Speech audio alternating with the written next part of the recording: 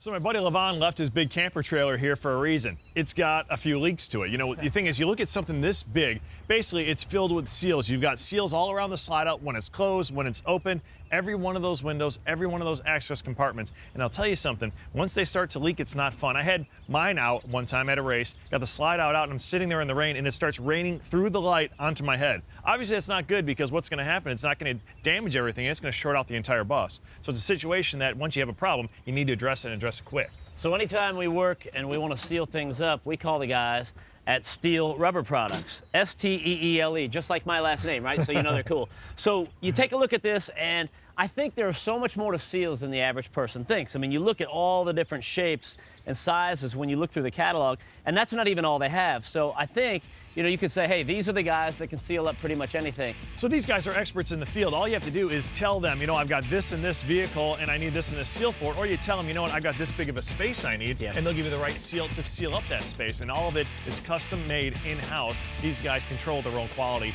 and their own quantity as well, so they can get you whatever you need.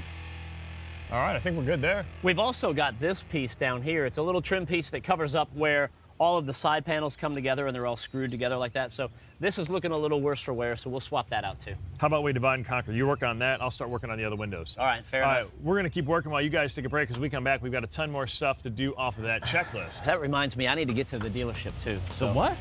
Don't worry about it. Oh boy.